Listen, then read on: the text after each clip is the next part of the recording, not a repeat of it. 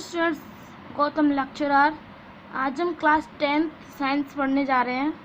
Full concept and full chapter number 1 है हमारा रासायनिक अभिक्रिया एवं समीकरण, केमिकल रिएक्शंस एंड इक्वेशंस। जल्दी से स्टार्ट करते हैं। So let's begin. जिस किसी ने भी हमारा चैनल सब्सक्राइब नहीं किया है, सब्सक्राइब कर देते हैं। वीडियो को ज़्यादा से ज़्यादा शेयर करें। जल्दी स्टार्ट करते हैं अब। तो नंबर 1 है हमारी, इसमें नंबर 1 डेफिनेशन आती है रासायनिक अभिक्रिया। दो या दो से अधिक अभिकारक मिलकर एक नए उत्पाद का निर्माण करते हैं, उन्हें रासायनिक अभिक्रिया कहते हैं। अब ये आप कहेंगे अभिकारक उत्पाद क्या होता है, तो हम आगे समझाएंगे। अभी इसमें हम बताते हैं आपको। अभिकारक जो होते हैं वो होते हैं जो दो कोई केमिकल इक्वेशन होती हैं, जो केमिकल्स होते हैं वो अभिकारक कहलाते हैं। तो उनको मिलाने पर जो क्रिया होती है वो जब प्राप्त होता है उसे उत्पाद कहते हैं, रिएक्टेंट एंड प्रोडक्ट। और जो बीच में जो उनकी रिएक्शन होती है उसको कहते हैं उत्प्रेरक। ओके, ठीक है। आगे आता है हमारा, इसके लिए उदाहरण आता है रासायनिक अभिक्रिया के लिए। मैग्नीशियम धातु को वायु में जलाने पर मैग्नीशियम ऑक्साइड तथा सफ़ेद चूर्ण प्राप्त होता है। तो मैग्नीशियम धातु है, उसको वायु में जलाने पर मैग्नीशियम चूर्ण मैग्नीशियम ऑक्साइड तथा सफ़ेद चूर्ण प्राप्त होता। ओके, तो हम यहाँ पर रासायनिक अभिक्रिया बताएंगे। इतना समझ में आया तो लाइक कर दें, वीडियो को ज़्यादा से ज़्यादा शेयर करें। तो मैं आपको बता दूं कि रासायनिक अभिक्रिया इसकी बनेगी तो क्या बनेगी। तो मैग्नीशियम धातु है, मतलब Mg, किससे क्रिया करा रहे हैं, वायु से, O2 से। ऑक्सीजन होती है, एरो लगाते हैं बीच में। तो सफ़ेद चूर्ण प्राप्त होता है, तो सफ़ेद चूर्ण Mg oxide, magnesium oxide. Okay, इसको बैलेंस भी कर देते हैं जल्दी से। इनको बैलेंस करना होता है। अभी आप कहेंगे बैलेंस क्या, तो हम इसको आगे समझाएंगे। तथा हम बैलेंस जो हमारी क्रियाएं होती हैं, अभिक्रियाएं, उनको बैलेंस करने की अलग से एक वीडियो बनाएंगे आपके लिए। तो यहाँ पे इसको बैलेंस करेंगे। हमारा ऑक्सीजन कितना है, 2, और यहाँ पर ऑक्सीजन कितना है, 1। तो यहाँ पर 2 से मल्टीप्लाई कर देंगे।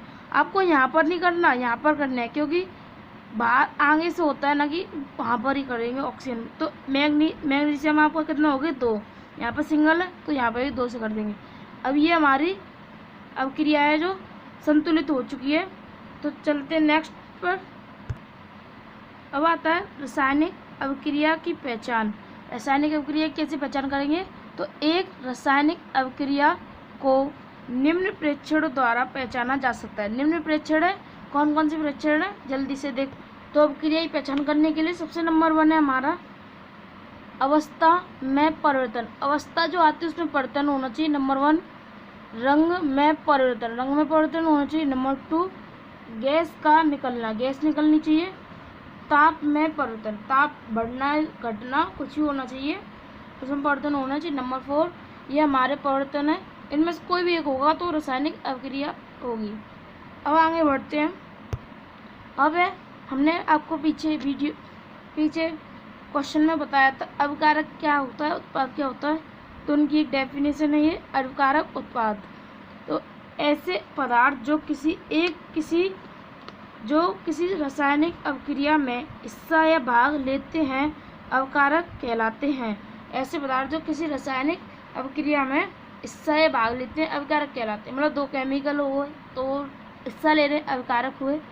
ओके, अब उत्पाद, ऐसे पदार्थ जिनका निर्माण रासायनिक अभिक्रिया में होता है। जब केमिकल एक रासायनिक अभिक्रिया करेंगे तो उसमें निर्माण होगा तो उत्पाद कहलाएंगे। अब उदाहरण है हमारे पास इसी को समझाने के लिए। पीछे वाला जो हमारा अभिक्रिया थी, पीछे वाली मैग्नीशियम और वायु, ऑक्सीजन, इसकी हमने क्रिया कराई थी तो हमें मैग्नीशियम ऑक्साइड प्राप्त हुआ। ओके, तो ये हमारी जो दोनों धातु एंड वायु है जो वो अभिकारक है। एंड जो प्राप्त हुआ हमको मैग्नीशियम ऑक्साइड, वो उत्पाद है हमारा। ओके, अब आता है रासायनिक समीकरण। किसी रासायनिक अभिक्रिया का उसमें भाग लेने वाले पदार्थ, अभिकारक और उत्पाद के प्रतीकों तथा सूत्रों के माध्यम से संक्षिप्त प्रदर्शन रासायनिक समीकरण कहलाता है। ये हो गया रासायनिक समीकरण। ओके, उदाहरण देखते हैं। उदाहरण है जिंक ऑक्साइड की क्रिया। जिंक ऑक्साइड की क्रिया सल्फ्यूरिक अम्ल से करने पर जिंक सल्फेट और जल बनता है। इस अभिक्रिया को रासायनिक समीकरण के द्वारा निम्न प्रकार व्यक्त किया जा सकता है। ठीक है, यहाँ तक समझ में आया। अब जो समीकरण है उसको बनाते हैं हम। हमारा समीकरण है जिंक ऑक्साइड और उसकी क्रिया कराई हमने जिंक ऑक्साइड की सल्फ्यूरिक अम्ल से H2SO4 रसायनों का राजा। तो हमने इसकी क्रिया कराने पर हमको क्या प्राप्त हुआ, जिंक सल्फेट और H2O जल प्राप्त हुआ।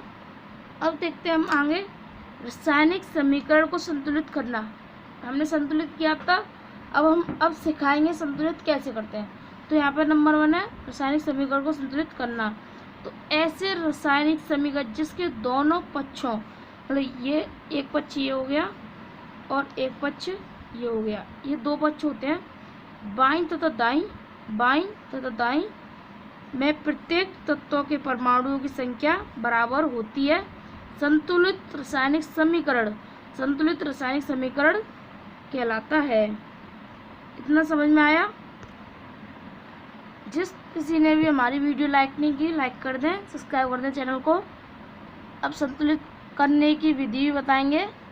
ये हमारा ग्राफ की तरह एक शॉर्टकट ट्रिक है, ट्रिक से हम करेंगे। ओके, सबसे पहले हम एक अभिक्रिया ले लेते हैं। तो अभिक्रिया ली है हमने Fe जो कि होता है आयरन एंड H2O जल, H2O ले लिया। इसकी हम क्रिया कराएंगे तो क्या बनेगा, Fe3O4 ferric oxide and hydrogen gas H2 hydrogen gas बनी। इसको हम संतुलित करेंगे। तो देखते हैं कैसे संतुलित करेंगे। सबसे पहले हम यहाँ पे लिखेंगे Fe एंड हमारे पास है आयरन, हाइड्रोजन एंड ऑक्सीजन। तो हम पहले देखेंगे Fe है जो हमारा आयरन, वो कितना है इधर 1, अब कारक में कितना है 1 और उत्पाद में कितना है 3। तो यहाँ पर संतुलित करने के लिए इसमें मल्टीप्लाई कर देंगे 3 का इक्वल 3। तो यहाँ पे 3 हो गया, इधर 3 है, इधर 3 है, इधर भी मल्टीप्लाई कर देंगे तो एंड हमारे पास यहाँ पर अभिकारक में हाइड्रोजन कितना है 2 और उत्पाद में हाइड्रोजन कितना है 2। ओके, एंड अब अभिकारक में ऑक्सीजन कितना है 4, 0 ऑक्सीजन है 1 और उत्पाद में ऑक्सीजन है 4। तो इसको बैलेंस करेंगे उत्पाद को। तो यहाँ पर 4 से मल्टीप्लाई कर देंगे, आएगा 4। तो यहाँ पर 4 है, यहाँ पर 1 है, 0 ऑक्सीजन है जो हमारा, उसको 4 से मल्टीप्लाई कर देंगे तो हमारा ऑक्सीजन कितना हो गया 4 और यहाँ पर ऑक्सीजन कितना है 4। और यहाँ पर हाइड्रोजन हो गया हमारा 4 दूनी 8 हो गया, यहाँ पर 2 ही है।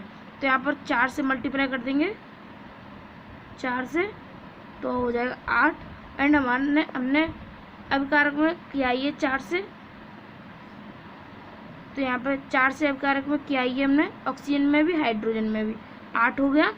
इधर हाइड्रोजन 2 है तो यहाँ पे भी करेंगे 4 से 8 हो जाएगा, ये इक्वल आ गया हमारा। तो यहाँ पर कर देंगे 4 से। ये हमारी अभिक्रिया है जो संतुलित हो चुकी है। इसको हम लिखने का तरीके से लिखेंगे। तो 3Fe plus 4H2O arrow Fe3O4 plus 4H2O, ये हो गया हाइड्रोजन। हम एक और अभिक्रिया करके दिखाते हैं संतुलित। सेकंड तो हम ले लेते हैं कॉपर की क्रिया कराएंगे सल्फ्यूरिक अम्ल से H2SO4 क्या बनेगा, कॉपर सल्फेट एंड जल H2O plus SO2 sulphur dioxide. इसको संतुलित करेंगे तो यहाँ पर कॉपर कितना एक, कॉपर कितना एक, ये बैलेंस है। हाइड्रोजन कितना दो, हाइड्रोजन कितना दो, बैलेंस है। सल्फेट कितना चार, सल्फेट कितना चार, बैलेंस है ये हमारा। ओके, पर यहाँ पर सल्फेट हमारा ऑक्सीजन है यहाँ पर चार है, एंड यहाँ पर ऑक्सीजन चार और एक पाँच और सात, तो ये एक्स्ट्रा हो रहा है।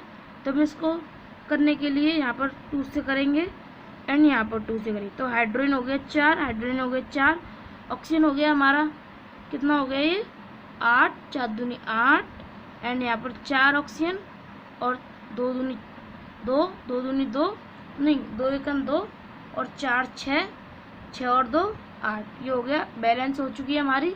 अभी आपको सर एक और बता देते तो बढ़िया होता, तो हम बताएंगे, हम काम ही यही कर रहे हैं बताने का। तो यहाँ पर लेंगे थर्ड। अब हमको आपको एक डिफरेंट बताते हैं। जैसे मान लीजिए हमारे पास है NaCl एंड AgCl, AgNO3 है, एंड इसकी क्रिया करेंगे तो AgCl एंड NaNO3 ये आ गया हमारे पास। तब इसको करेंगे। अब देखिए ये हमारा sodium chloride, silver nitrate, silver chloride और सोडियम नाइट्रेट, ये हमारा ऐसे बैलेंस करेंगे तो सोडियम कितना एक, सोडियम कितना एक, क्लोरीन एक, क्लोरीन एक हो गया। सिल्वर है जो Ag हमारा एक है, Ag भी एक है। NO3 बराबर, मतलब कुछ भी चेंजेस नहीं है इसमें, ना कोई बड़ा है, जो तत्वों की परमाणु संख्या ना ज़्यादा है ना कम है, तो ये बैलेंस करने की हमें ज़रूरत ही नहीं है।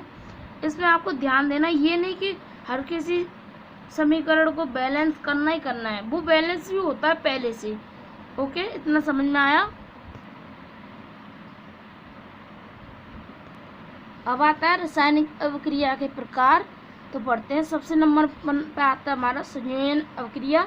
डेफिनेशन है इसकी, वे रासायनिक अभिक्रिया जिसमें दो या दो से अधिक पदार्थ, तत्व या यौगिक सहयोग करके एक नए उत्पाद का निर्माण करते हैं, संयोजन अभिक्रिया कहलाती है। मतलब दो या दो से अधिक अभिकारक मिलकर एक नए उत्पाद का निर्माण करते हैं, संयोजन अभिक्रिया कहलाती है। सिंपल है, बहुत कोई कठिन नहीं है।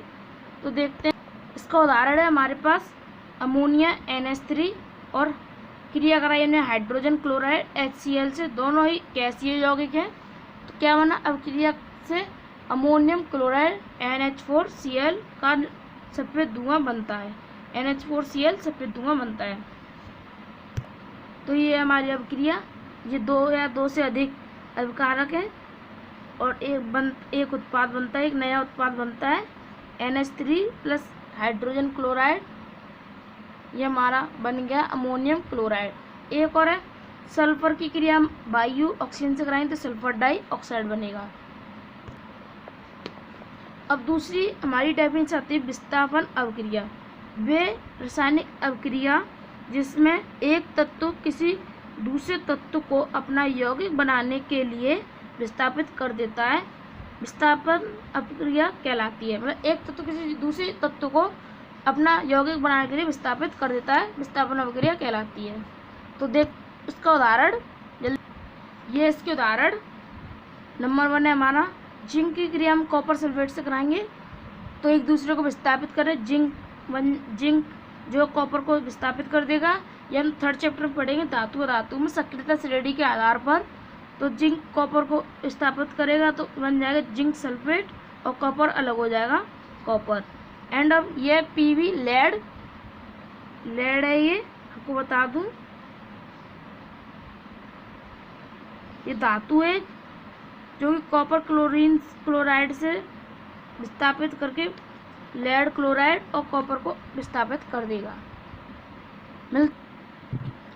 अब आता है वियोजन या अपघटन अवक्रिया। वियोजन माने किसी का टूटना, कोई केमिकल उसको दो भागों में तोड़ दो, अपघटन भी टूटना होता है। तो अब वह अवक्रिया जिसमें एक अवकारक अपघटित होकर दो या दो से अधिक उत्पाद बनाता है उसे वियोजन या अपघटन अवक्रिया कहते हैं। ठीक है, ये समझ में आया? वियोजन या अपघटन अवक्रिया कहते हैं। अब हमारा यह अवक्रिया ऊष्मा, प्रकाश, ताप, विद्युत से संपन्न होता है। किसी से संपन्न हो सकता है, जाहिर सी बात है।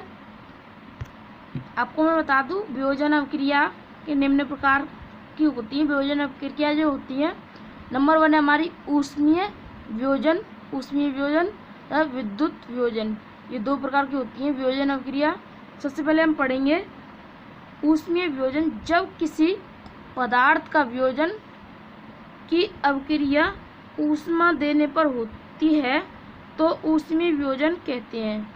जब किसी पदार्थ का वियोजन किसी अवक्रिया ऊष्मा देने पर होती है तो उसे ऊष्मीय वियोजन कहते हैं। इतना समझ में आया? उदाहरण है हमारा कैल्शियम कार्बोनेट। ऊष्मीय अपघटन किया, ये सॉलिड है ये कैल्शियम कार्बोनेट। ऊष्मीय अपघटन किया, ये चिन्ह है हमारा गर्म करने का, ऊष्मा देने का। तो क्या बनेगा? Calcium oxide and carbon dioxide. ये कार्बन डाइऑक्साइड है वो उड़ जाएगी एंड ये कैल्शियम ऑक्साइड बचेगा। ओके, अब आता है विद्युत वियोजन। विद्युत वियोजन क्या होता है? जिस रासायनिक अवक्रिया में यौगिक का विद्युत प्रवाह द्वारा वियोजित किया जाए विद्युत वियोजन कहलाता है। ये विद्युत वियोजन की डेफिनेशन है, समझ जाए आप।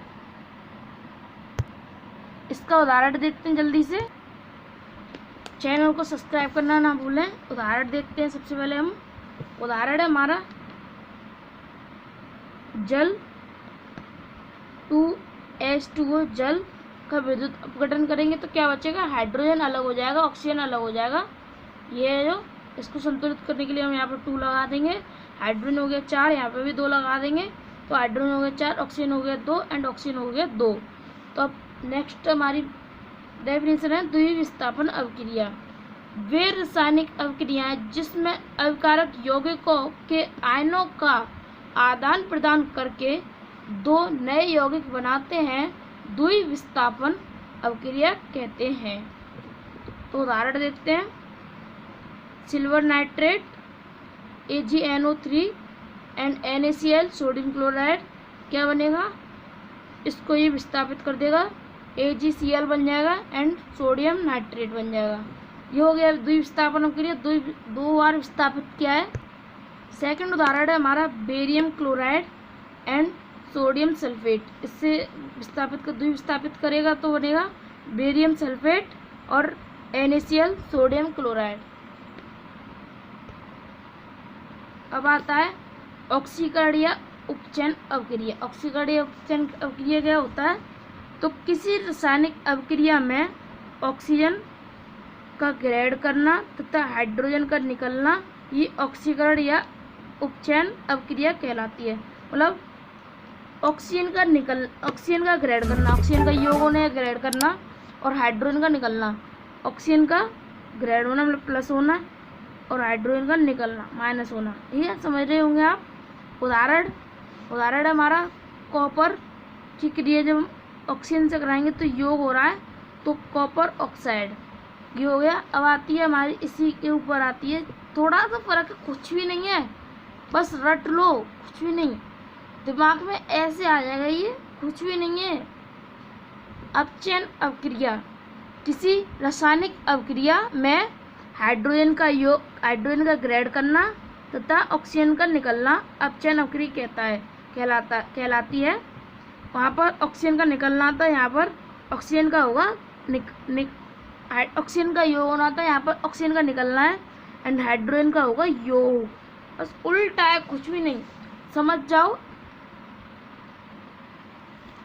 इसमें ऑक्सीजन जुड़ता है, यहाँ पर निकलता है, यहाँ पर हाइड्रोजन निकलता है, यहाँ पर जुड़ता है। बस जल्दी से इसका उदाहरण देख लेते हैं अपचयन अवक्रिया। तो उदाहरण है हमारे पास कॉपर ऑक्साइड की क्रिया कराएंगे हाइड्रोजन से, तो क्या बनेगा कॉपर और जल, ये बनेगा। ताप करेंगे गर्म।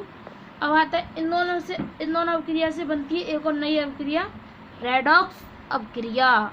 वह रासायनिक अभिक्रिया जिसमें एक अभिकारक का ऑक्सीकरण तथा दूसरे अभिकारक का अपचयन होता है रेडॉक्स अभिक्रिया कहलाता है। अब उदाहरण समझते हैं, उदाहरण से स्पष्ट रूप से समझ में आ जाएगा। ऐसे मान लीजिए हमारे पास कॉपर ऑक्साइड एंड हाइड्रोजन है, इन दोनों की क्रिया कराई तो क्या बना कॉपर एंड जल H2O बना। तो देखिए यहाँ से विस्थापित हो रही है ये, तो ऑक्सीजन है जो निकल रहा है, तो क्या होगा अपचयन, एंड हाइड्रोजन में ऑक्सीजन जुड़ गया तो क्या होगा उपचयन। आपको समझ में आ रहा होगा।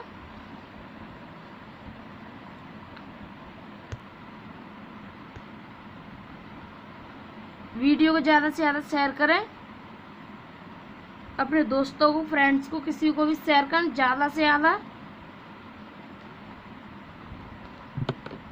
लाइक करें, शेयर करें ज़्यादा से ज़्यादा। अब आता संचारण अभिक्रिया।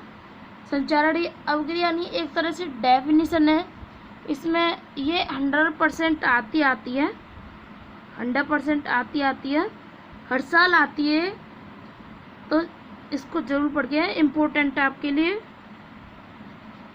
हाईलाइटर लगा दिया इसीलिए मैंने, ये इम्पोर्टेंट है। अब जल्दी समझते हैं। जब धातु की सतह जल, वायु तथा आसपास के किसी अन्य पदार्थ से प्रभावित होती है तो इसको धातु का खराब होना कहते हैं। इस प्रक्रिया को संचारण कहते हैं। अब समझते हो, उदाहरण के लिए लोहे पर जंग लगना, लोहे पर जंग लगना ये संचारण है, और लोहे पर जंग लग जाती है तो संचारण हो जाता है। और तांबे के ऊपर हरी परत चढ़ना, जब तांबा होता है उस पर हरी परत छिड़ जाती है तो क्या होता है जंग, हरी परत होती है, वो क्या होता है संचार, धूल मिट्टी की वजह से, नमी की वजह से। एंड वह चांदी के ऊपर काली परत छिड़ना, चांदी जो होती है उसके ऊपर काली परत छिड़ जाती है। अब आता है विकृत गंधता। विकृत गंधता क्या चीज़ है, देख समझते हैं जल्दी से। जब वसा और तेल तथा उसमें बनाए गए खाद्य पदार्थ वायु की ऑक्सीजन से क्रिया करके ऑक्सीकृत हो जाते हैं तो उसमें एक विशेष प्रकार की गंध आने लगती है। जो वसा और तेल से बने खाद्य पदार्थ होते हैं, जब वायु में ऑक्सीजन से ऑक्सीकृत हो जाते हैं तो उनमें विशेष प्रकार की गंध आने लगती है तथा स्वाद का खराब होना ही विकृत गंधता कहलाता है। जब स्वाद खराब हो जाता है तो वो क्या कहलाता है विकृत गंधता। अब इसके बचाव देखते हैं, तो इसका क्या है बचाव। सबसे पहले विकृत गंधता से बचने के उपाय हैं जो हमारे। नंबर 1 है आलू के चिप्स की थैली में नाइट्रोजन N2 गैस भरने से चिप्स विकृत गंधता से बच जाती है। और हम चिप्स की थैली होती है जो दुकानों पर, मार्केट बाजार में आती है, जो लेस चिप्स, ये चिप्स आते हैं, उसमें आपको पता है क्यों नहीं सीलते या फिर वो नमी क्यों नहीं पकड़ते, क्योंकि उनमें नाइट्रोजन गैस भरी होती है, वो विकृत गंधता से बचाने में मदद अधिक से अधिक करती है। और नंबर 2 है जो घर का खाना होता है, फ्रिज में भोजन को रखकर विकृत गंधता को कम कर सकते हैं। खराब वो भी होगा पर कम कर सकते हैं विकृत गंधता को, ये ना समझे फ्रिज में खराब नहीं होगा। अब आता है हमारे पास ऊष्माक्षेपी अभिक्रिया। ऊष्माक्षेपी अभिक्रिया क्या होता है, जिन रासायनिक अभिक्रियाओं में उत्पाद के निर्माण के साथ ऊष्मा भी उत्पन्न होती है। जो अभिकारक होते हैं जो मिलकर उत्पाद बनाते हैं तो वहाँ पर ऊष्मा भी उत्पन्न होती है, उन अभिक्रिया को ऊष्माक्षेपी अभिक्रिया कहते हैं। उदाहरण के लिए मेथिन CH4 की क्रिया कराएंगे ऑक्सीजन से तो बनेगा कार्बन डाइऑक्साइड, H2O जल तथा ऊष्मा जो है उत्पन्न हो रही है यहाँ पर। ठीक है, ये बैलेंस है। 2 ऑक्सीजन हो गए 4, यहाँ पर ऑक्सीजन 2 और 2, हाइड्रोजन 4 था तो यहाँ पर 2 का मल्टीप्लाई कर दिया, ऑक्सीजन हो गया 2 और 2 और 2 4, यहाँ पर 2 दूनी 4, हाइड्रोजन कितना हो गया 4, हाइड्रोजन कितना है 4, ये बैलेंस कर दी हमने। अब आता है दूसरा ऊष्मा शोषी अवक्रिया। जिन अवक्रिया में ऊर्जा अवशोषित होती है इन्हें ऊष्मा शोषी कहते हैं। अब ऊष्मा शोषी अवक्रिया कहते हैं जहाँ ऊष्मा है जो ग्रहण की जाती है, मतलब अवशोषित की जाती है, उसे ऊष्मा शोषी अवक्रिया कहते हैं। उदाहरण के लिए नाइट्रोजन क्रिया हम ऑक्सीजन से कराएंगे तो 2NO नाइट्रस ऑक्साइड, ओके, तो ऊष्मा है जो माइनस में घट रही है एंड यहाँ पर ऊष्मा उत्पन्न होती है। ये हमारा आज का टॉपिक फुल चैप्टर है, ये हमारा फुल चैप्टर है, यहाँ से बाहर कुछ भी नहीं आएगा। एंड वीडियो अच्छी लगी हो तो चैनल को सब्सक्राइब करना ना भूलें, सब्सक्राइब करें, जो रेड वाला बेल आइकन बटन है उसको भी दबाएं तथा सब्सक्राइब करें तथा वीडियो को लाइक भी करें। ओके, तो मिलते हैं नेक्स्ट वीडियो में किसी नए टॉपिक के साथ। Thanks for watching my video. Tata bye bye.